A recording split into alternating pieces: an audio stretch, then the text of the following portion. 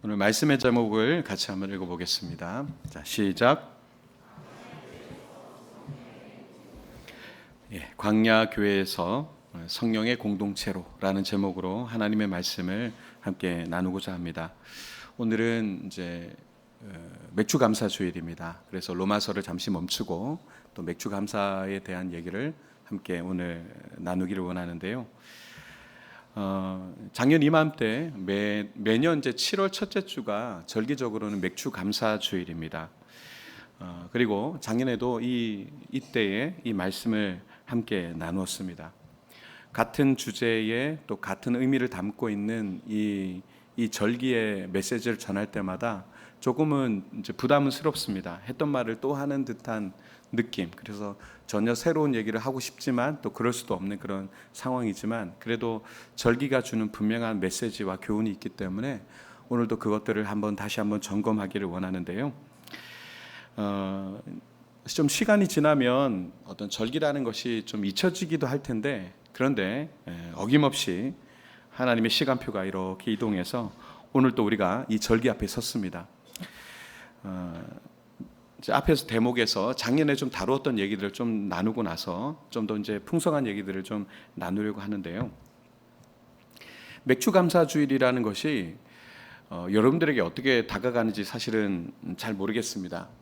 혹자는 이렇게 묻는다고 하더라고요. 목사님, 우리나라가 이제 농경 사회에서도 이제 다 벗어났고 또 대부분의 이제 도심들이 다 잘 발달돼 있고 또 이 나라가 발전해서 예전에 뭐 보릿고개라든가 이런 것도 없지 않습니까?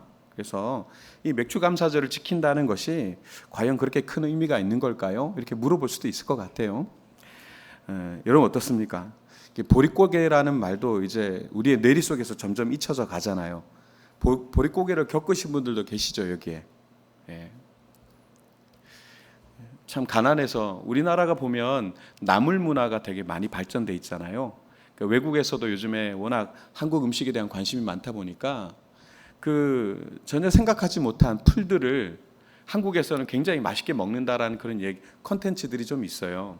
근데 특히 이제 봄나물 같은 거 우리 잘 먹잖아요, 그죠?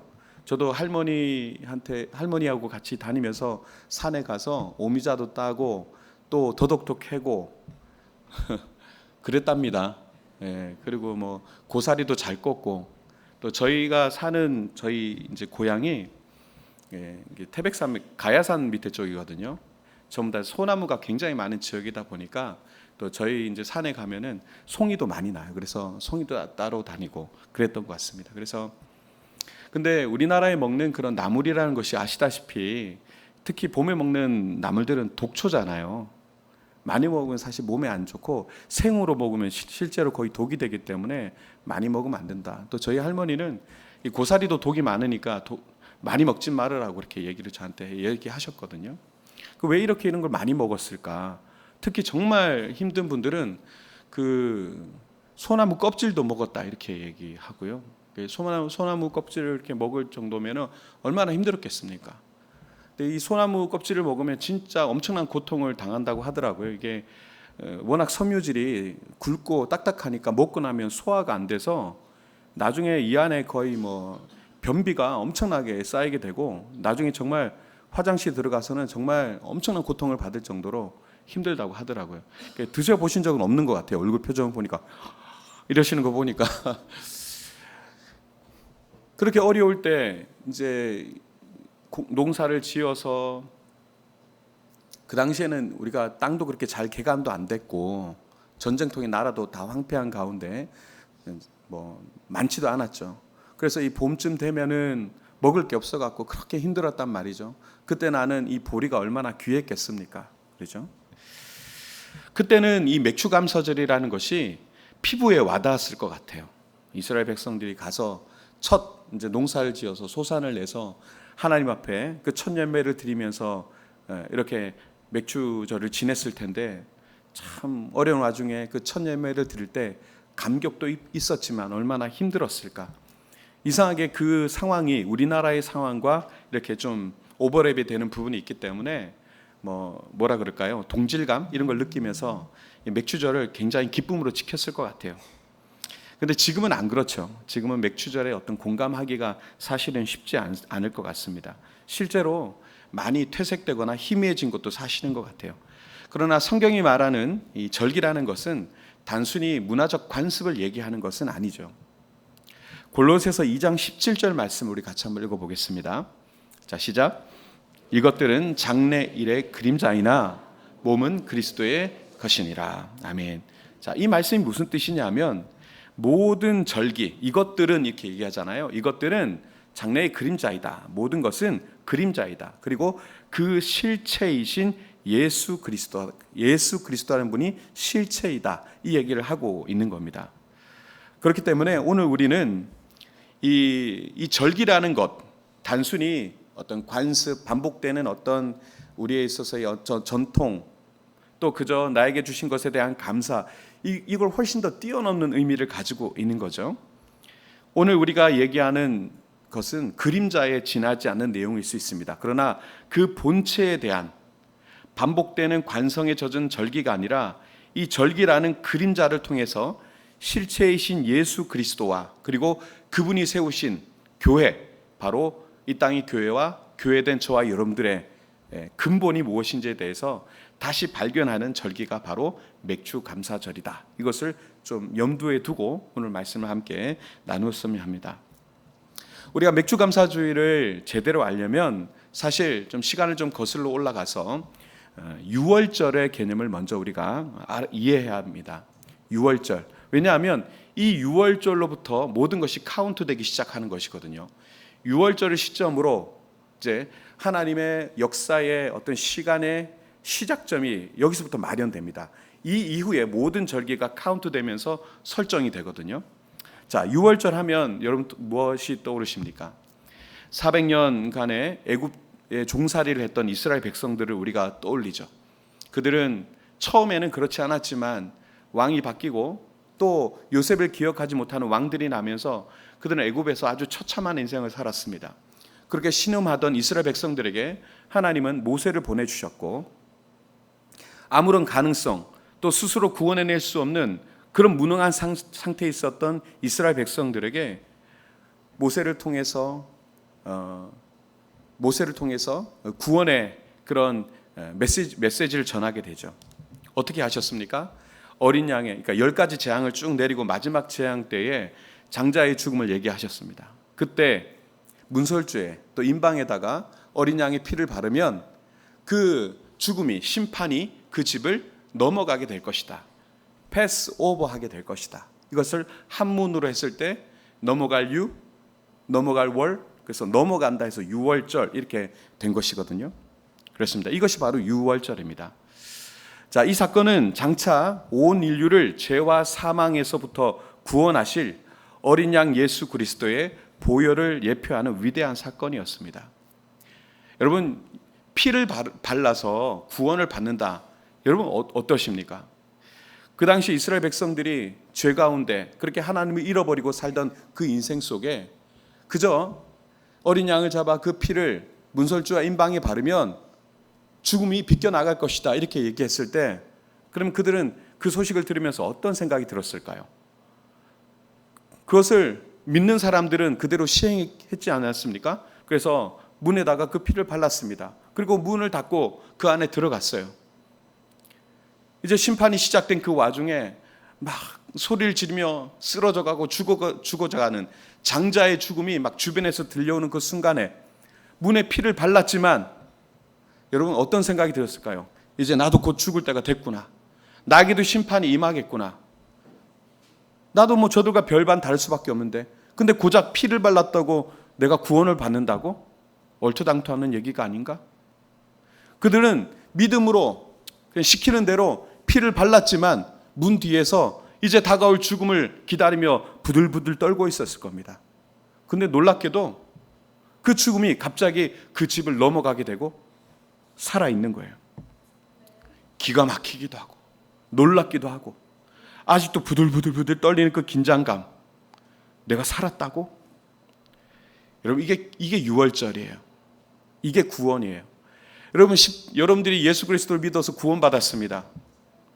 예수께서 이 땅에 오셔서 우리 위해서 대신해서 십자가에 못 박혀 죽으시고 피를 흘리셨답니다. 그래서 우리의 모든 죄를 사하셨답니다.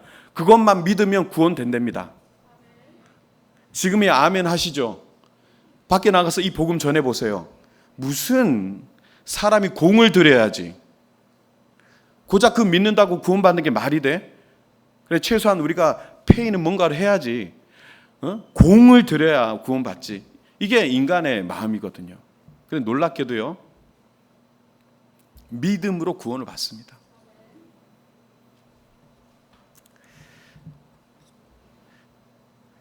이 유월절을 하나님은 그렇게 예수 그리스도의, 앞으로 올 예수 그리스도의 그 보혈을 예표하는 위대한 사건으로 삼으셨습니다. 그리고 하나님께서는 이 구원의 날 유월절을 이스라엘 역사의 첫날로 세팅하셨어요. 다시 한번 거기서부터 새롭게 시작했습니다. 그때가 1월 14일이었습니다. 자, 구원받은 자의 인생은 이제 세상의 시간이 아니라 하나님의 시간으로 들어가게 됩니다. 그리고 그들은요, 애굽에서 떠나게 되고요, 그 과정이 여러 가지 과정들이 있었죠. 그런데 홍해를 건너고 그 숱한 과정 속에 결국 신의 광야에 도착하게 됩니다. 신의 산에 도착하게 되는데 46일 만에 도착하게 됩니다. 자, 그리고 하나님은요, 그들에게 사흘을 더 준비하면서 사흘 더 준비하라고 기간을 주게 되는데, 그러면 46일 만에 도착했고 사흘을 준비하게 하셨으니 총 며칠이죠? 네? 49일이 되죠. 49일. 6월절로부터 정확하게 49일째 되는 날, 온 백성이 보는 앞에 신의 산에 하나님께서 강림하시게 됩니다. 여호와 하나님이 강림하시게 됩니다. 그리고 그들에게 무엇을 주셨습니까? 율법을 주시게, 하나님의 말씀을 주시게 됩니다. 이스라엘 백성들, 여러분, 나라를 구성하는 데 있어서 국민, 주권, 영토, 이 세 가지가 필요하잖아요. 20만이 넘는 인구가 이집트에 나와서 신의 산 앞에 모였습니다. 국민, 그리고 하나님께서 그들에게 하나님의 백성이 지켜야 할 헌법을 주십니다. 그것이 뭡니까? 십계명, 율법을 주셨습니다. 주권. 이제 그들은 여정을 하여 가나안 땅에 들어갈 것입니다. 그리고 그 땅을 차지하게 되면 영토가 확장되게 되죠. 하나님의 나라가 이루어지는 절차가 됩니다. 이스라엘 백성들은 49일째 되는 날 신의 산 밑에 모여서 하나님이 주시는 율법, 하나님 주시는 말씀을 받았습니다. 약속을 받았습니다. 그때 이것을 쌍방 언약이라고 하는데, 왜냐하면 모세를 불러다가 이스라엘 백성들에게 전했거든요. 너희들이 이제 내가 주는 말씀을, 내가 주는 율법을 지킬 것이냐, 지키면 복을 줄 것이나 지키지 않으면 망할 것이다라고 메시지를 주었는데, 그때 이스라엘 백성들이 화답을 하게 됩니다. 네, 그리하겠습니다라고 화답하게 됩니다. 그래서 양쪽에 쌍방의 계약이 이루어졌기 때문에 이 신의 산 언약을 쌍방 언약이라고 합니다. 그리고 체결이 되었습니다. 하나님의 백성으로서의 체결이 이루어지게 됩니다. 그것이 49일째 되는 날 그것이 이루어지게 됩니다. 이제 더 이상 이스라엘 백성들은요, 바로의 노예가 아니라 하나님의 말씀을 받은 언약 공동체, 계약 공동체로 거듭나게 된 것입니다. 자, 이 상황을 누군가가 묘사했는데 그게 누구냐면 스데반 집사였어요. 갑자기 신약으로 넘어가서 사도행전으로 넘어가게 되죠. 사도행전 7장에 보면 스데반 집사가 이 상황을 묘사하면서 뭐라고 표현했는지 한번 보면, 자, 7장 38절을 같이 한번 읽어보겠습니다. 자, 시작. 이 모세는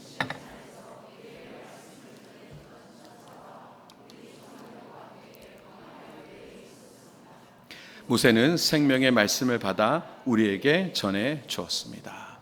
자, 쉬운 성경으로 읽었는데요. 자, 이 말씀 이해되십니까? 모세가 신의 산에서요, 생명의 말씀을 받아서 전해 주었습니다. 네, 그 자리에 전해주는 천사와 우리 조상들과 함께 있었는데요. 함께 있었는데 어디에 있었다? 광야 교회에 있었다. 이렇게 표현합니다. 굉장히 놀라운 표현이죠. 여러분, 구약의 교회라는 단어가 등장합니다. 구약을 보면서 교회라는 단어를 던집니다. 그렇습니다. 여러분, 우리가 지금 맥추절을 얘기하지만 맥추절을 외울 때 맥추절만 외울 게 아니라 77절 오순절을 같이 외워야 됩니다. 그래서 7, 5맥 한번 따라할까요? 7, 5맥. 7.7절, 오순절, 맥추절 다 같은 날입니다. 같은 절기로 섬깁니다. 7.7절, 오순절, 7.7절, 오순절, 맥추절 이 날. 근데 이 날이 어떤 날이냐? 스데반 집사의 고백대로 하나님의 언약이 임한 그날, 바로 거기가 광야 교회였습니다. 여러분, 교회가 어디에서 나타나느냐? 지금 앞서 사도행전과 로마서를 우리가 함께 나눴지만 성령 강림 사건 이후에 임하게 된 최초의 교회는 예루살렘 교회다 우리가 이렇게 나눠왔잖아요. 사실은 그 그림자의 그 교회의 모체가 되는 것이 이미 광야에서 그리고 시내산 밑에서 하나님의 말씀의 언약이 임했을 때 거기에 광야 교회가 있었다는 사실을 우리는 기억해야 됩니다. 근데요, 이 광야 교회가 정말 하나님의 위대한 시작이었는데요. 그러나 그 교회는 사실은 그림자였습니다. 왜 이렇게 얘기하느냐? 그들이 하나님으로부터 언약을 받았어요. 말씀을 받았는데 율법이죠. 근데 그 율법은 어떤 것을 가지고 있습니까? 율법은 죄를 깨닫게 하는 능력이 있어요. 근데 문제는 뭐냐면 죄를 이길 능력까지는 주지 못합니다. 그래서 율법의 별명이 몽학선생입니다. 율법은 우리로 하여금 죄를 깨닫게 하고 그리고 죄를 깨닫은 우리를 누구에게로 데려가냐 하면 예수 그리스도의 십자가 앞으로 우리를 데려다 놓습니다. 이것이 율법의 역할입니다. 율법은 우리의 죄를 지적합니다.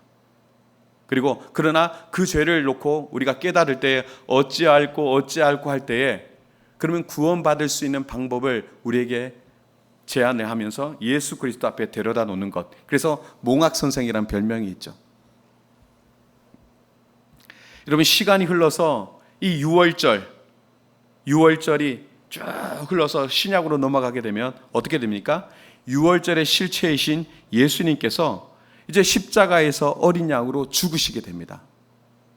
신약의 6월절에 그렇게 됩니다. 그리고 정확히 예수께서 돌아가시고 50일 지난 오순절날 마가의 다락방에 모였던 기도하던 120명의 성도에게 놀라운 일이 일어나게 되죠. 급하고 강한 바람 같은 소리와 함께 불의 혀 같은 것들이 불의 혀처럼 갈라지는 것들이 내려와서 각 성령이 각 사람 위에 임하게 됩니다. 여러분, 구약의 오순절에서는 시내산에서 하나님이 임재하셔서 그들에게 돌판에 말씀을 주셨다면 신약의 오순절에는 하나님이 성령으로 오셔서 우리의 마음판에 성령 충만을 부어주셨습니다. 이로써 앞서 구약의 광야교회가 탄생하게 되었지만 이제 신약의 오순절에 와서 신약의 첫 교회가 비로소 탄생하게 된 것이죠. 광야교회라는 그림자가 이제 성령 공동체라고 하는 실체로 완성되는 순간, 그것이 바로 신약의 오순절이었습니다. 자, 이것을 놓고 봤을 때 우리가 이 맥추감사절을 보낼 때 단순히 지나온 반년에 우리의 삶을 돌보신 열매를 주신 하나님 앞에 감사하는 것을 넘어서서 우리 교회가 또 교회된 내가 어떤 기반 위에 서 있는가를 점검하는 날이어야 된다라는 것을 우리가 꼭 기억했으면 합니다. 여러분, 우리 교회는 어디 위에 있습니까? 여전히 생명력 없는 돌판의 율법에 묶여 있습니까? 아니면 우리 마음판에 새겨진 성령의 능력으로 살아가고 있습니까? 교회의 기초는요, 사람이 만든 프로그램이나 전통이 아닙니다.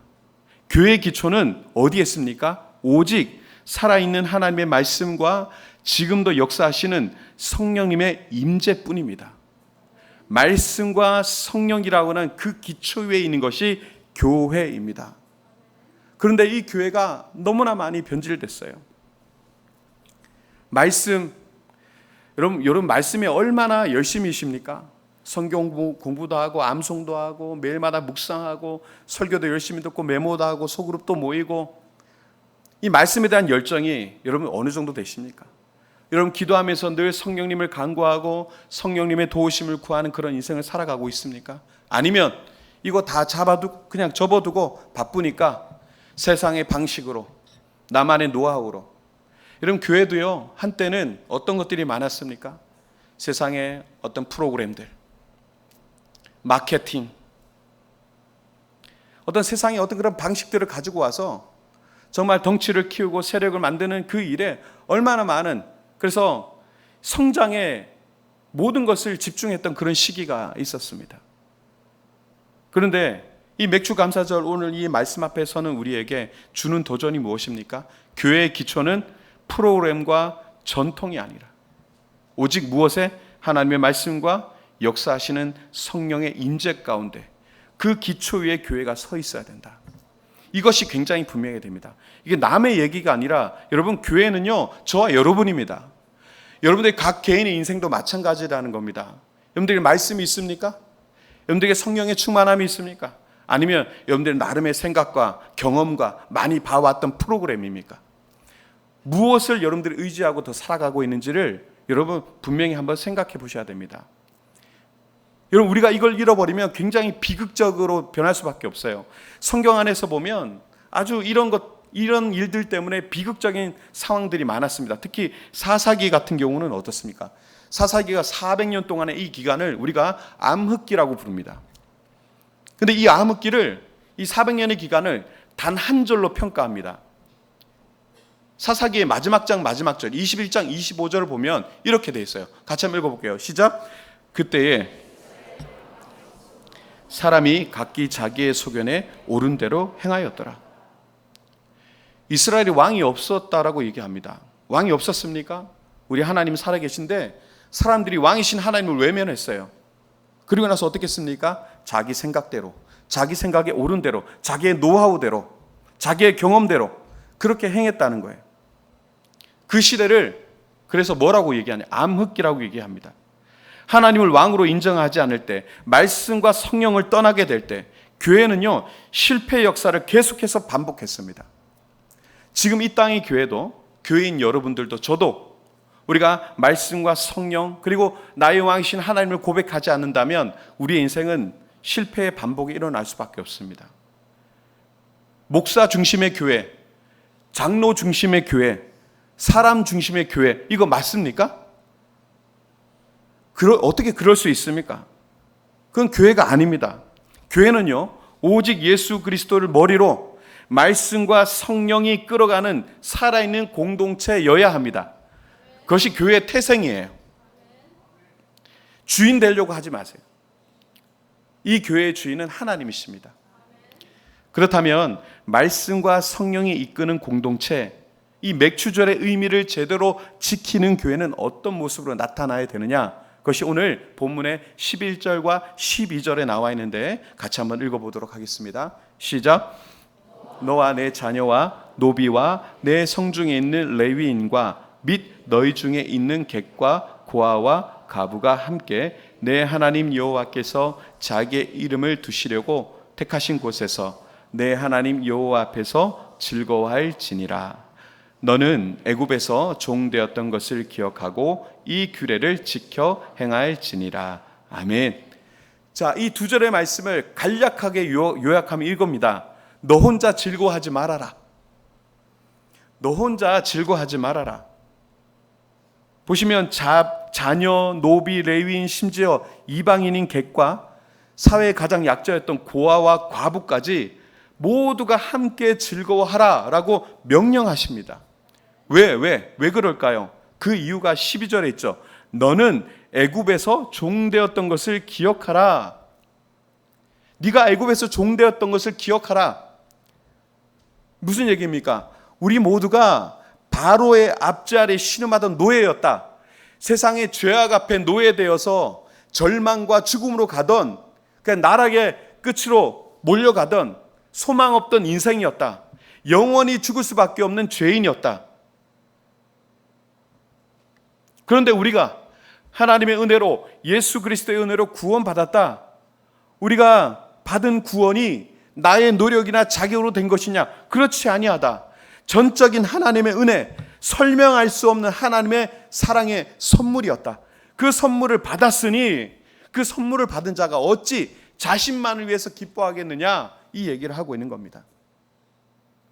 성경에 보면 하나님의 사랑을 대변하는 그런 인물들이 있어요. 예를 들어서 음란한 아내 고멜을 끝까지 포기하지 않았던 여러분 호세아 기억하시죠?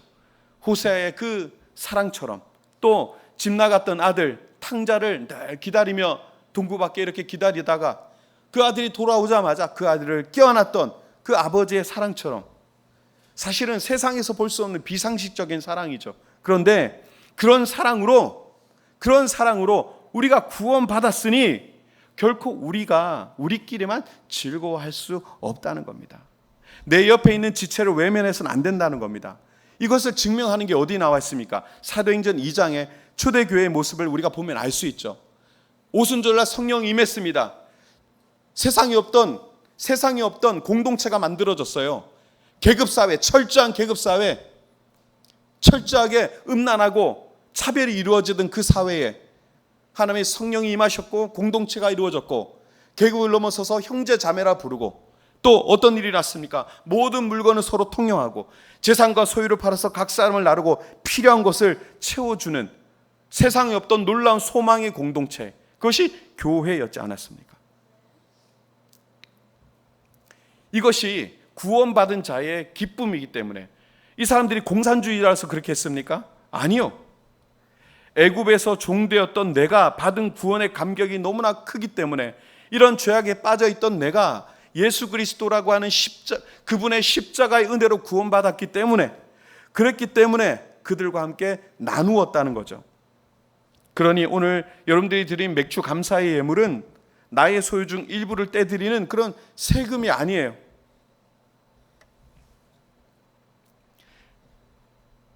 귀한 첫 열매입니다. 여러분, 맥주 감사에 드렸던 그 제물이 특징이 뭡니까? 첫 열매. 여러분, 첫 열매라는 게 정말 쉽지 않은 거예요. 우리 청년들이 처음에 취직을 해갖고요, 첫 월급을 받았어요. 근데 그 월급을 다 드리는 겁니다. 쉬울까 어려울까요? 어려워요. 왜냐하면 첫 열매는요, 내가 가진 전부예요. 여러분, 첫 달 받은 거, 내가 빚도 있고 방도 얻어야 되고 이 첫 달 가진 거 단데 이거는 좀 가지고 쓰고 있다가 둘째 달 받은 걸로 다 드리지 하고 둘째 달 거 드렸어요. 여러분, 첫 열매와 두 번째 열매가 같습니까? 이거는 비교할 수 없는 거예요. 첫 열매를 받을 때는 그게 전부 다예요. 전부를 드리는 거예요. 내가 지금 먹고 사는 문제, 걱정 다 내려놓고 하나님께서 나의 주인이십니다. 하나님의 사랑이 너무나 큽니다. 내 모든 걸 다 드려도 아깝지 않습니다. 그리고 드리는 게 첫 열매예요. 이스라엘 백성들이 그 어려운 시절, 보릿고개 같은 그 시절에 첫 열매를 보리추수를 해가지고 하나의 밀추수를 해서 드린 거예요. 다. 이거 쉽습니까? 어떻게 그렇게 할 수 있죠?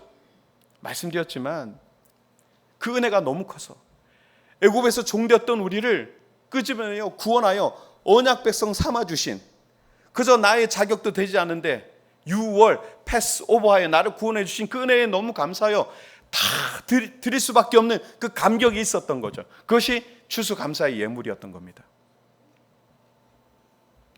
말씀을 정리하겠습니다. 세상은요, 우리에게 더 많은 것 가지고 더 높이 가라고 하고 1등 되라 하고 이걸 우리에게 얘기하고 있습니다. 그러나 맥주 감사는요, 이것과 완전히 정반대에 서 있습니다. 대척점에 서 있습니다. 애굽의 원리, 세상의 질서, 세상의 원리를 따르는 것이 아니라 광야의 원리, 하나님의 원리, 하나님의 질서를 따르라고 우리에게 도전하고 있습니다.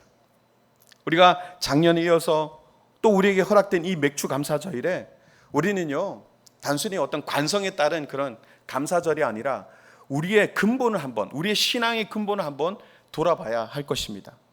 세 가지 질문 정도를 던질 수 있을 것 같아요. 나는 나의 구원의 시작점인 6월절의 감격을 혹시나 잊고 있지는 않은가? 여러분들이 6월절이 있으시죠? 예수를 처음 만났던 그 순간, 예수 그리스도의 십자가를 믿습니다. 나를 구원하여 주심에 감사합니다. 그렇게 감격했던, 부들부들 떨렸던 그 순간, 우리 흔히 얘기하는 첫사랑, 그 감격과 기쁨으로 혹시 살아가고 있는가? 두 번째, 우리 교회는 사람의 소리가 아닌 말씀과 성령의 인도하심을 받고 있는가? 우리 공주중앙교회와 교회 되신 저와 여러분들이 아까 말씀드린 대로 말씀과 성령의 기반 위에 서서 그렇게 살아가고 있는가? 아니면 나의 얄팍한 지식과 경험과 노하우로 그것을 앞장세워 살아가고 있지는 않은가? 성령님에게 늘 묻고 듣고 순종하며 살아가고 있는가? 아니면 내 마음대로 하고 있는가? 그때 왕이 없으므로 각자 자기 소견에 옳은 대로 행하듯이 나도 혹시나 영적 사사시대를 살아가고 있지 않은가? 점검해야 되겠죠. 셋째, 나의 감사와 기쁨이 나에게서 그치지 아니하고 내 주변의 이웃과 또 친구들에게 흘러가고 있는가? 그 은혜가 너무 감사해서 사회적 약자들과 주변의 이웃들과 함께 그 기쁨을 나누었던 초대교회의 모습과 같이 우리 교회는 또 나는 그 구원받음에 감사해서 그 구원의 소식들을 옆에 전하고 그들과 함께 기쁨을 나누고 있는가? 한번 우리의 신앙을 점검해 봐야 되겠습니다. 지난 우리 6개월을 보내왔습니다. 힘들고 어려운 순간들이 많았습니다. 나라도 흔들흔들했습니다. 그저 이 자리에 숨쉬며 예배할 수 있는 것 하나님의 은혜다 이렇게 고백할 수밖에 없는 것 같습니다. 여러분, 남은 6개월 우리에게 허락해 주신 이 모든 여정이 부디 저는 그렇게 기도하려고 합니다. 여러분들이요, 말씀과 성령에 붙들려서 감격과 기쁨으로 살아가는 2025년도의 하반기가 되시기를 축복합니다. 다른 것 말고 말씀과 성령에 붙들려서 늘 승리하는 여러분들의 삶이 되시기를 기도하겠습니다. 우리 공주중앙의 모든 지체들이 그렇게 늘 행복하셨으면 좋겠습니다. 그 모습 그 자체로 하나님의 살아계심, 하나님의 일하심을 보여줄 수 있는 그런 저와 여러분 되시기 바랍니다. 특별히 우리 공주중앙 공동체가 생명을 전하는 공동체로 잘 서가기를 그렇게 함께 이렇게 중보해 주시고 기도해 주시기를 부탁드립니다.